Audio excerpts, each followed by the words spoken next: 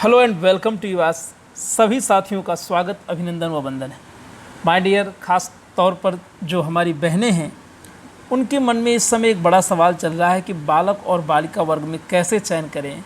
आखिर हम किसका फॉर्म भरें कि जिसकी मेरिट कम जाए और हमारा चयन हो जाए।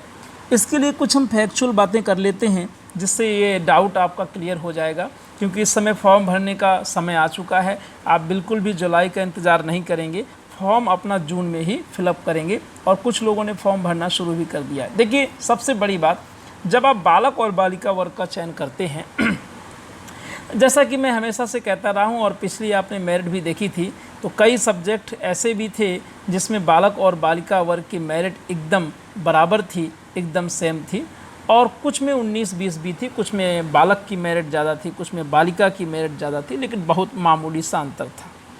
सबसे पहली बात कि आप देख पा रहे हैं कि जो बालक वर्ग है उसमें सीटों की संख्या तुलनात्मक रूप से बालिका वर्ग से तो ज़्यादा है। ठीक है, ऐसे में अगर देखा जाए तो तैयारी करने वालों में बालिकाओं का प्रतिशत अगर बहुत कम करें तो 40 से नीचे तो नहीं है, और मैं तो कहूँगा कि 50-50 का रेशियो है। तो ऑब्वियस है कि बालिकाओं के मन में, खासतौर से जो लेडीज़ विंग है, ये विचार आता है कि हम बालक वर्ग में भर दें, और जैसे ही बालक वर्ग में फॉर्म भरने का सोचते हैं फिर उनको लगता है कहीं बालक वर्ग की मेरिट ज़्यादा न चली जाए, क्योंकि बहुत लड़के एक से एक होशियार पड़े हैं, कई साल से तैयारी कर रहे हैं, फिर वो डर करके फिर बालिका वर्ग में। तो इसका चयन कैसे किया जाए? देखिए, मैं आपको एक अपना प्रेडिक्शन बता रहा हूँ, अंतिम डिसीजन आपको ही लेना है।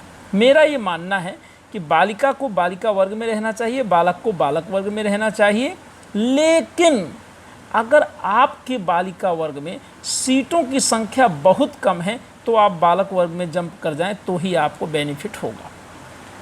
अब बहुत कम का तात्पर्य मैं आपको एक मोटा क्लू दे देता हूं कि यदि आपके वर्ग में सीटों की संख्या 10 से कम है तो आपको बालक वर्ग में जंप कर जाना चाहिए, अन्यथा आप अपने वर्ग में ही रहें तो ही बेहतर और सेफ रहेंगी। क्योंकि होगा ये, देखो इस पॉइंट को समझो, बालिका वर्ग में माना कि सीटों की संख्या कम है और इसी वजह से बहुत सी अच्छी बालिकाएं जिनकी तैयारी अच्छी है, जो सिलेक्शन में फ़ाइट करने वाली हैं, वो बालक वर्ग में चली जाएंगी निश्चित तौर पर। और जब वो बालक वर्ग में जाती हैं तो पिछला भी मेरिट आपने देखा है कि बालक और बालिका वर्ग की या तो मेरिट सेम है अथवा यहाँ पर बालक वर्ग की ही मेरिट ज़्यादा रहती है। तो आपको चयन लेना है तो निश्चित तौर पर आपको इस क्लू का सहारा लेना है कि यदि आपके वर्ग में सीटों की संख्या बालिका वर्ग में बहुत कम है, यानी 10 से नीचे है, तो आप जंप कर जाइए, अन्यथा मैं आपको जंप करने की एडवाइस बिल्कुल नहीं दूंगा। अंतिम डिसीजन आपको लेना है, क्योंकि ये फ्यूचर भी आपका है और ये डिसीजन भी आपका ही होना चाहिए। ये केवल मेरा एडवाइस है। Take care, thank you.